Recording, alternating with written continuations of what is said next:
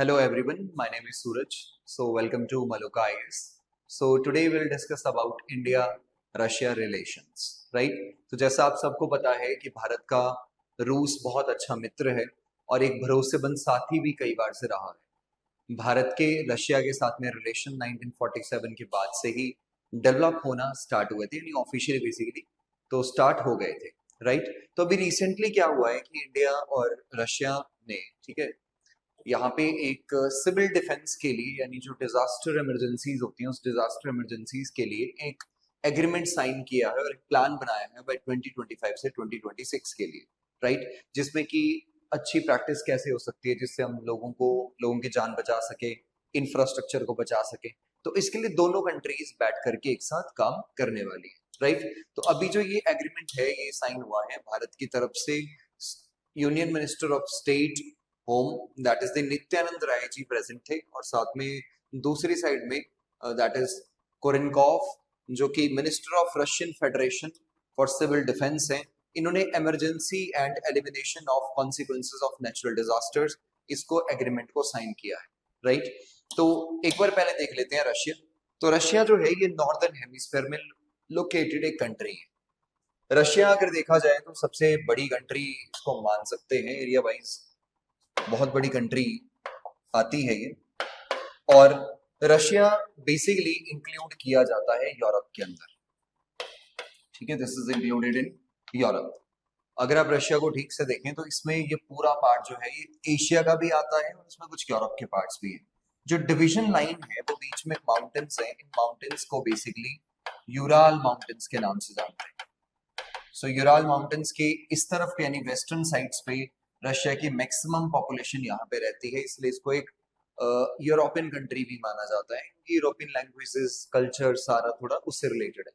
बाकी अगर मैक्सिमम अगर आप इस एरिया में देखेंगे, so this area is basically Siberia. Siberia में आपको टाइगा टाइप ऑफ वेजिटेशन यहाँ पे मिलती है, दिस दी टाइगा, ठीक है, टाइगा टाइप जो वेजिटेशन है यहाँ पे ये देखने को मिलती है, और काफी पुरानी और वर्जिन वेजिटेशन इसको कहा जाता है।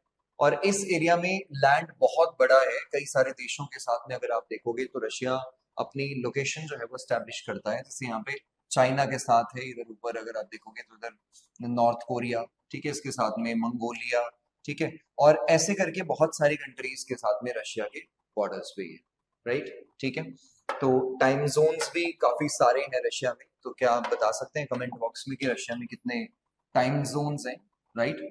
तो चलिए आगे बात करते हैं इनके रिलेशंस पे, राइट? सो अगर यहाँ देखा जाए तो फर्स्ट हमारा इंडिया रशिया जो रिलेशंस हैं इनका डेवलपमेंट जो है वो स्टार्ट हो जाता है स्पेसिफिकली 1947 के बाद ऑफिशियली बेसिकली। और एक लॉन्ग स्टैंडिंग और टाइम टेस्टेड फ्रेंडशिप जो है वो इंडिया और रशिया के बीच में समय पे देखने को मिली है। और वैसे भी अगर देखें तो हमारी जो रशिया के साथ जो फॉरेन रिलेशनशिप है उसका काफी सारे हिस्टोरिकल डेवलपमेंट्स भी इंडिया रशिया रिलेशंस में देखने को मिलते हैं। इंडिया जो है वो रशिया के साथ जब रिलेशंस थे तो ये सोवियत यूनियन हुआ करता था, यानी रशिया के जो आसपास के देश थे वो भी रशिया के साथ जुड़े हुए थे, तो उसको यूएसएसआर के नाम से जानते थे, अब उसको सोवियत यूनियन कहा जाता। लेकिन बाद में कुछ इकोनॉमिक कोलैप्स होने की वजह से ये यूएसएसआर के साथ जो कंट्रीज थी वो अलग से छूट गई और बाद में बन गया रशियन फेडरेशन, राइट? तो इस केस में अगर देखा जाए तो काफी रिलेशनशिप इवॉल्व हुआ है डिकेड्स में, और दोनों एक दूसरे के बहुत ही भरोसेमंद साथी हैं। रशिया ने कई सारी टेक्नोलॉजीज के मामले में, ठीक है, या फिर नेचुरल गैस के चक्कर में, या और अगर आप देखोगे कई सारी ऐसे फील्ड है जहां पे भारत का हमेशा साथ दिया है, राइट? कश्मीर इशू पे भी रशिया हमेशा भारत का साथ देता आया है, और कश्मीर का इंटरनेशनलाइजेशन होने से हमेशा रोका गया है, राइट? 1971 की जो वॉर हुई थी, जो बांग्लादेश लिबरेशन वॉर थी, उसके अंदर भी जब अमेरिका ने अपना एयरक्राफ्ट कैरियर को बे ऑफ बंगाल में भेज दिया था, सेवंथ फ्लीट को, ठीक है, और भारत पे प्रेशर बनाना चाहा था, तो उस टाइम रशिया ने अपनी जो न्यूक्लियर सबमरीन्स थे वो सहयोग के लिए यहाँ पे भेज दी थी, ठीक है। तो ऐसे में ये एक टाइम टेस्टेड फ्रेंडशिप है, भारत ने भी कई बार इस फ्रेंडशिप में ये पूरी ट्रस्ट जो है वो दिखाया है, सपोर्ट दिखाया है, राइट? तो अभी अगर कुछ एरियाज ऑफ कोऑपरेशन की बात करें तो हम अभी कहाँ पे काम कर रहे हैं, तो उन एरियाज ऑफ कोऑपरेशन में सबसे पहला है जियो पॉलिटिकल कोऑपरेशन। तो जियो पॉलिटिकल कोऑपरेशन के अंदर अगर आप देखोगे तो भारत और रशिया कई सारे इंटरनेशनल लेवल पे हम कई सारे ऑर्गेनाइजेशंस के साथ काम करते हैं। जैसे ब्रिक्स एक बहुत इंपॉर्टेंट है जिसमें कि ब्राजील, रशिया, इंडिया, चाइना, ठीक है, एंड साउथ अफ्रीका। तो इसमें काफी बड़े इंपॉर्टेंट रोल जो है वो इंडिया और रशिया यहाँ पे मिलकर के कर रहे हैं। तो वैसे एक एससीओ है, that is the Shanghai corporation organisation, इसके अंदर भी रशिया और इंडिया दोनों काम कर रहे हैं। G20 जो काफी एक पावरफुल जो माना जाता है ग्रुप, उसके अंदर भी ये कंट्रीज काम कर रही है। इसके साथ में अगर आप कभी भी देखोगे तो यूनाइटेड नेशन के सिक्योरिटी काउंसिल के अंदर जो रशिया है वो एक परमानेंट मेंबर है और उसके पास वीटो की भी पावर है। तो कई बार उसने भारत के कई समर्थन में जो है वीटो पावर चलाया है। वैसे इंडिया ने भी कई बार जब रशिया के अगेंस्ट कोई चीज आती है तो उस वोटिंग से एब्सटेन किया है, राइट। तो ऐसे में इनकी जियो पॉलिटिकल कोऑपरेशंस पूरी दुनिया भर में अलग अलग टाइम में देखने को मिलती रहती है जब भी कोई इवेंट्स चलते हैं, राइट। डिफेंस कोऑपरेशन में अगर आप देखोगे तो बेसिकली जो हमारे ज्यादातर डिफेंस के प्रोडक्ट्स हैं वो सारे मैक्सिमम रशिया से ही आते हैं या रशिया से हम लोग बेसिकली इंपोर्ट करते हैं, शुरू से ही करते आए हैं। जिसमें अगर देखा जाए तो मिलिट्री टेक्नोलॉजी आज भी अगर आप देखोगे भारत की, चाहे इंडियन एयरफोर्स हो, इंडियन आर्मी हो या इंडियन नेवी हो, उसके अंदर आज भी हम कई सारे जो वॉर प्लेन्स हैं वो हम रशिया से मंगवाते हैं।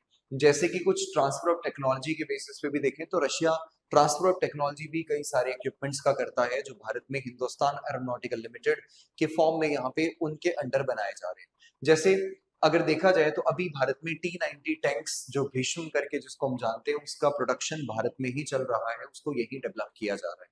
सेकंड, Su-30MK जो एक सुपीरियर फाइटर जेट है इंडियन एयरफोर्स के अंदर, आजकल हिंदुस्तान एरोनॉटिकल लिमिटेड उसको यहीं पे ही उसको बना रही है, उसकी मैन्युफैक्चरिंग कर रही है और ये जो लाइसेंस है ये रशिया ने ही प्रोवाइड करके दिया हुआ है, राइट।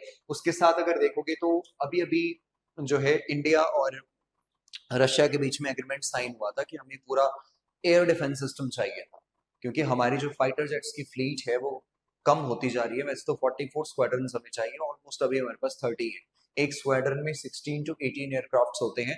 तो इसके लिए हमें अपना जो एयर डिफेंस सिस्टम है उसको काफी ज्यादा ताकतवर मजबूत करना था, क्योंकि एक साइड पाकिस्तान का थ्रेट है और दूसरी साइड चाइना का थ्रेट है। तो टू फ्रंट वॉर का थ्रेट हमेशा हमारे ऊपर रहता है। तो उसके लिए S-400 ट्रायम्फ जो दुनिया का सबसे एडवांस्ड और पावरफुल एयर डिफेंस सिस्टम माना जाता है जो रशिया के पास है, उसको हमने रशिया से लिया है, राइट। वैसे ही MiG-29 के जो बेसिकली आप देखोगे जो नेवल वर्जन भी हैं इनके, जिसमें कि इनको अपग्रेड करना है, इसमें state of the art avionics लगाना है, उनमें चीजें करना है, मॉडर्न रेडार्स लगाने हैं। तो उसमें रशिया जो है हेल्प कर रहा है। कामोव 31 हेलीकॉप्टर्स हैं, तो इनके बारे में भी डील बात चल रही थी कि इनको भी खरीदा जाएगा रशिया की तरफ से। रशिया ने इनको ऑफर भी किया था। तो काफी सारा एंगेजमेंट आपको मिलिट्री हार्डवेयर के अंदर भी देखने को मिलेगा। इसके साथ में इंडिया एंड रशिया जो है वो ज्वाइंट मिलिट्री एक्सरसाइजेस भी समय समय पे करते रहते हैं, जो आपको नेवल में भी दिखेंगे, एयरफोर्स के अंदर भी है, या जगह जगह पे इनका पूरा देखा जाएगा, ठीक है। तो ट्राई सर्विसेज एक्सरसाइज को, जिसको इंदिरा के नाम से हम जानते हैं, that is basically the air force exercise जो होती है। बाकी अगर देखें तो इकोनॉमिक कोऑपरेशन भी काफी ज्यादा इंडिया रशिया के बीच में देखने को मिलता है, जिसमें बायलेटरल ट्रेड अगर देखा जाए तो अप्रोक्सीमेटली ये बायलेटरल ट्रेड 65 बिलियन डॉलर्स के आसपास बढ़ता है। और अभी भी अगर आप देखोगे तो ये ट्रेड का जो नंबर है ये लगातार बढ़ता ही जा रहा है। तो एक तरफ से हमें ये भी पता चलता है कि अभी तक जैसे कि रशिया और यूक्रेन के बीच में वॉर चल रही है, तो जो वेस्टर्न इकोनॉमीज है उनका बेसिकली ये था कि रशिया से जो भी ऑयल खरीदेगा, नेचुरल गैस खरीदेगा, उसके ऊपर ये सैंक्शंस लगाएंगे। बट रशिया ने क्या किया कि हमारा तो एनर्जी सिक्योरिटी पार्टनर भी रशिया है, हमें एनर्जी के लिए बाहर के देशों पे डिपेंड होना पड़ता है। तो इस केस में रशिया कंटिन्यूसली हमें डिस्काउंटेड ऑयल प्रोवाइड करता रहा, हमने भी उनसे ऑयल खरीदा, हम लोग सैंक्शन से नहीं डरे, जिससे कि हमने भी अपनी पूरी दोस्ती निभाने की पूरा कोशिश जो है वो भारत ने किया है। और cooperation in the Russian far east, ठीक है, that is basically the development for the 5 year cooperation programme, यानी 2021 से 2025 के बीच में एक कोऑपरेशन प्रोग्राम जो है उसको चलाया जा रहा है, राइट। अब इसके बाद अगर देखें तो साइंटिफिक एंड रिसर्च कोऑपरेशंस के अंदर दोनों कंट्रीज कोल्ड वॉर के एरा के बाद ही काफी जो है वो काम कर रही है साइंटिफिक डेवलपमेंट में भी। इसमें सबसे बड़ा सपोर्ट जो है वो हमें न्यूक्लियर एनर्जी के सेक्टर में देखने को मिलता है। रशिया ने कई सारे जो न्यूक्लियर रिएक्टर्स हैं या टेक्नोलॉजी है वो प्रोवाइड करी है। जैसे कि अभी आप देखिए सिविल न्यूक्लियर एनर्जी के अंदर एक ज्वाइंट डेवलपमेंट चल रहा है, Kundan coulomb nuclear power plant, जिसका एग्रीमेंट हुआ है, और इसके साथ में 12 new nuclear power plants Bharat के अंदर एस्टैब्लिश करने की बात चली है। तो ट्रेड में अगर आप ये इंफोग्राफिक्स अगर देखते हैं तो यहाँ पे आप देखते होंगे कि जो इंपोर्ट एंड एक्सपोर्ट्स हैं उसमें काफी गैप है। हम बहुत सारा मटेरियल जो है वो रशिया से क्या कर रहे हैं, इंपोर्ट कर रहे हैं, बट एक्सपोर्ट्स हमारे काफी कम है। तो 61.43 बिलियन डॉलर्स के आसपास हमारा चल रहा है इंपोर्ट, राइट। तो इसमें कई सारी चीजें हम लोग वहां से ले रहे हैं, जिसमें एक ऑयल जो है एक मेजर फैक्टर यहाँ पे देखने को मिलता है, राइट। वैसे अगर टॉप 5 इंडियन इंपोर्ट्स अगर देखें रशिया से, तो प्रीशियस स्टोन्स, बाकी nuclear reactors, machinery, mechanicals, fertilisers, photographic equipments वहां से आते हैं। तो top 5 Indian exports to Russia क्या है, फार्मास्यूटिकल प्रोडक्ट्स। तो भारत को फार्मेसी ऑफ द वर्ल्ड भी कहा जा रहा है। हम कई सारी मेडिसिन को बड़ी सस्ती बना करके पूरी दुनिया को प्रोवाइड कर रहे हैं। यूनाइटेड नेशंस के अंदर भी अगर आप देखोगे तो हम लोग बहुत बड़े कंट्रीब्यूट करते हैं कई सारी स्पेसिफिकली मशीनरीज को लेकर के, जो हम लगातार उनको दे रहे हैं, राइट। अब इसके साथ अगर देखा जाए तो हम लोग यहाँ से मशीनरी एंड मैकेनिकल्स को भी रशिया को भी भेज देते हैं, और प्रीशियस स्टोन्स यहाँ से भेजे जाते हैं। अगर पूरी दुनिया में हमारा पेट्रोलियम का या ऑयल का अगर देखा जाए कि हम कहाँ कहाँ से कितना सप्लाई करते हैं क्रूड ऑयल, तो 40% सिर्फ और सिर्फ रशिया से आ रहा है। तो ये काफी बड़ा नंबर है। इराक जो है वो 20%, Saudi Arabia 11.4%, United Arab Emirates 77.4%, USA 4.4%, others 15.8%, जिसमें ब्राजील या वेनेजुएला या बाकी और कंट्रीज में हम यहाँ पे कंसीडर करते हैं। बट 40% सिर्फ और सिर्फ कहाँ से आ रहा है, रशिया से, राइट। अब देखिए, रिलेशनशिप कभी भी जो इंटरनेशनल लेवल पे चलते हैं वो इंटरेस्ट के ऊपर होते हैं। अब देखिए कई सारे चैलेंजेस भी हैं। सबसे पहला चैलेंज जो इंडिया रशिया के रिलेशनशिप को है वो है यूएस का। तो यूएस के साथ पिछले कुछ टाइम से इंडिया जो है वो काफी क्लोज आया है, ठीक है। यूएस ये भी कहता है कि इंडिया जो है वो एक तरह से हमारा एक सिक्योरिटी पार्टनर भी है। तो इसके साथ में ये जो टाइज हैं जो स्ट्रेंथन हुए हैं, उसमें अगर आप देखोगे तो यूएस के साथ इंडिया की सिविल न्यूक्लियर डील हुई है, लाइक 123 एग्रीमेंट, ठीक है, वो साइन हुआ, तो सिग्निफिकेंट माइलस्टोन था। आज अगर आप देखोगे तो हम रशियन वेपन्स को कम खरीद रहे हैं, ठीक है, नए वेपन्स को, और लेकिन ज्यादातर वेपन्स कौन से हम ले रहे हैं, दैट इज द यूएस के। तो यूएस में जैसे कि चिनूक है ना, हेलीकॉप्टर्स लिए, अपाचे अटैक हेलीकॉप्टर्स हमने वहां से लिए, ठीक है, या यूएवीज की डील है MQ-9B। तो ऐसे जो basically unmanned aerial combat aircraft है वो भी हम कहां से ले रहे हैं, यूएसए से, राइट। तो ऐसे में अगर देखा जाए तो कई सारे फाउंडेशनल एग्रीमेंट्स भी हम यूएसए के साथ साइन कर चुके हैं, जिसमें से कुछ फाउंडेशनल एग्रीमेंट में लियोमा, कॉमकासा और बेका नाम के हैं, ठीक है। ये एग्रीमेंट्स इनिशियल एग्रीमेंट्स हैं जो किसी भी यूएस किसी देश के साथ तब ये साइन करता है जब उसको अपने टाइप्स के साथ इंक्रीज करना है, तो हम ये साइन कर चुके हैं, राइट। तो इसी डेवलपमेंट की वजह से ये देखने को मिला है कि हमारी कई सालों पुरानी जो दोस्ती है, अब धीरे धीरे वो दोस्ती थोड़ी, उसमें कुछ ना कुछ दिक्कतें दिखती हैं।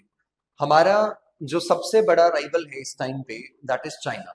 तो चाइना के साथ काफी एंगेजमेंट बढ़ रहा है रशिया का, जो हमारे लिए काफी ज्यादा आप ये मान सकते हैं कि खतरा भी हो सकता है, क्योंकि चाइना के साथ अगर आप देखोगे तो हमारा कंटिन्यूअसली स्टैंड ऑफ्स भी चलते रहते हैं, कई सारी दिक्कतें होती है। तो इसमें रशिया का जो स्टैंड है ये काफी इंपॉर्टेंट हो जाता है कि रशिया उसमें क्या स्टैंड लेगा। तो ऐसे में अगर आप देखोगे तो रशिया ने सप्लाई किया है सुखोई 35 उनके एयरफोर्स को S-400 मिसाइल डिफेंस सिस्टम, वैसे तो कहते हैं कि S-300 दिया है। तो रशिया का मानना है कि जो भारत को दिया जा रहा है S-400, that is more advance than the Chinese air defence system, right. तो Russia growing dependence on the China. देखिए रशिया की इकोनॉमी काफी कम हो रही है, ठीक है, कम हुई थी, जिस वजह से अब रशिया भी किसी ना किसी बड़ी कंट्री के ऊपर डिपेंडेंट है। क्या ठीक है, वो हमसे सामान लेते रहे, पेट्रोल या क्रूड ऑयल लेते रहे, जिससे उनकी इकोनॉमी भी जो है वो चलती रहे। तो अगर हम उनसे दूर जाएंगे तो कोई ना कोई उस गैप को भरेगा। अब जो उस गैप को भरेगा that is basically the China. तो चाइना में अगर देखें तो यहाँ पे जो बेसिकली क्या है कि जो सबऑर्डिनेट पार्टनर जो है वो यहाँ पे जो रशिया है वो चाइनीज का ना बन जाए, और इसके साथ में एंगेजमेंट जो है वो पाकिस्तान के साथ भी थोड़ा थोड़ा बीच में देखने को मिला है, राइट, जिसमें कि enhanced economic and defence cooperation with the Pakistan और include the bilateral exercise like friendship, ठीक है। रशिया चाइना पाकिस्तान एक्सेस जो है ये इंडिया के जो नेशनल इंटरेस्ट है इसको हार्म कर सकता है, राइट। तो ये एक डायरेक्शन में देखने को मिलते हैं। ट्रेड इम्बैलेंस एक बड़ा चैलेंज है, लाइक दोनों कंट्रीज के बीच में काफी गैप है ट्रेड्स के बीच में। तो बेसिकली हमारे यहाँ पे जो ट्रेड है वो 65 बिलियन डॉलर्स का है, और इंडिया का एक्सपोर्ट सिर्फ और सिर्फ 5 बिलियन डॉलर्स का यहाँ पे आपको देखने को मिलेगा। डिफेंस डिलेज तो अभी यूक्रेन और रशिया के बीच में जो लड़ाई चल रही है उस लड़ाई की वजह से ही S-400 की डिलीवरी में काफी देरी हुई है, ठीक है, लेकिन हमें ये बड़ी जल्दी चाहिए थी, लेकिन अगर देर हो रही है तो थोड़ी सी प्रॉब्लम हमें यहाँ पे देखने को मिलती है। यूक्रेन क्राइसिस है, ठीक है, तो ये लगातार अभी चल ही रहा है। अब ऐसे क्या मेजर्स हैं जो हम ले सकते हैं जिससे हमारी ये पूरी जो फ्रेंडशिप है वो सही हो सके? तो इसके लिए specifically enhanced diplomatic engagement, regular high level जो डायलॉग्स हैं या मीटिंग्स हैं वो लगातार होती रहे, जिसके अंदर हम कई सारे जो इश्यूज हैं उनको इकट्ठे बैठ करके उसकी स्ट्रेटेजिक कोऑपरेशंस बनाते रहे। बायलैटरल मैकेनिज्म ऐसे है कि जो दो देशों के बीच में जो बायलैटरल मीटिंग्स हैं वो कंटिन्यूसली होती रहे, और इन मीटिंग्स के साथ ही नए सेक्टर्स में हम लोग जो है वो नॉन ट्रेडिशनल मार्केट्स में भी एक्सेस जो है वो बनाने की कोशिश करें। इन्वेस्टमेंट अपॉर्चुनिटीज में लाइक भारत में टेक्नोलॉजी ट्रांसफर, भारत में नई बिजनेस इन्वेस्ट करना, या इंडियन कंपनीज का रशिया में इन्वेस्ट करना, रशियन कंपनीज का इंडिया में इन्वेस्ट करना, so this has to be increased, right. इसके साथ में ज्वाइंट मिलिट्री एक्सरसाइजेस होती हैं, लेकिन और ज्यादा होनी चाहिए जिससे हमारा जो इंटर ऑपरेबिलिटी है और ट्रस्ट है वो इंटैक्ट रहे, राइट। टेक्नोलॉजी ट्रांसफर में हमें अपनी पूरी मिलिट्री फोर्स को, आर्म फोर्सेस को मॉडर्नाइज करना है, तो रशिया के पास एक्सपीरियंस है, ठीक है, वो बड़ी टेक्नोलॉजी भी है, तो इस केस में वो हमें सपोर्ट कर सकता है, राइट। तो इसके साथ में एनर्जी प्रोजेक्ट्स में अगर आप देखोगे तो भारत 80% क्रूड ऑयल बाहर से लेता है। रशिया के पास दुनिया का सबसे बड़ा नेचुरल गैस का रिजर्व है, कोला पेनिनसुला, राइट। तो उससे अगर डायरेक्टली हमें ये मिलता रहे oil gas renewable energy resources में भी, तो हमारा जो एनर्जी सिक्योरिटी है वो ठीक रहेगा, राइट। न्यूक्लियर कोऑपरेशन, रशिया ने न्यूक्लियर फ्यूल भी प्रोवाइड किया, ठीक है, हमें स्पेसिफिकली क्रायोजेनिक इंजन्स भी यहाँ से रशिया से मिले थे किसी टाइम पे, ठीक है, हमारा इन्होंने सपोर्ट किया था, अमेरिका ने तो दिए नहीं। उसके बाद अगर बात करें construction of nuclear power plants और रिसर्च जो है कि एडवांस्ड न्यूक्लियर टेक्नोलॉजी की तरफ रशिया जो है वो मदद कर सकता है। इसके साथ में रीजनल सिक्योरिटी कंसर्न जो भी है हमारे, लाइक काउंटर टेररिज्म हो सकता है, मैरीटाइम सिक्योरिटी हो सकती है, तो इसके अंदर भी रशिया कर सकता है, क्योंकि रशिया कई तरह की सबमरीन्स भी भारत को प्रोवाइड करता है, ठीक है, और एयरक्राफ्ट कैरियर जो भारत में भी दो हैं, तो एक तो हमारा इंडिजीनियसली बिल्ड है, लेकिन अगर दूसरा अगर आप देखोगे INS विक्रमादित्य, वो बेसिकली हमने कहाँ से लिया है, रशिया ने ही हमें वो प्रोवाइड किया हुआ है, ठीक है। तो हमारी जो ये मल्टीलेटरल एंगेजमेंट्स हैं ये बेसिकली ग्लोबल सिक्योरिटी इश्यूज को लेकर के, ठीक है, और रीजनल सिक्योरिटी इश्यूज के लिए काफी इंपॉर्टेंट होती है। कल्चरल प्रोग्राम्स में देखें तो पीपल टू पीपल कांटेक्ट जो है वो काफी ज्यादा बढ़ाना चाहिए, जिसमें कि उनके आपस में अगर हम कल्चर शेयर करें, एजुकेशनल प्रोग्राम चलाएं, ठीक है, साथ में जो सोसाइटी के लिंक्स है, म्यूचुअल अंडरस्टैंडिंग बनाएं, तो काफी अच्छा हो सकता है, right. Student and academic exchanges में काफी सारे हमारे स्टूडेंट जो है वो रशिया जाके एजुकेशन ले सकते हैं, वहां पढ़ सकते हैं, ठीक है। तो ऐसे में जो रशियन स्टूडेंट्स हैं उनको भी इंडिया में एजुकेशनल कोलैबोरेशन और उसको लॉन्ग टर्म में कनेक्शंस या फिर यूनिवर्सिटीज जो होती हैं बेसिकली उनको आपस में जोड़ देना, ठीक है।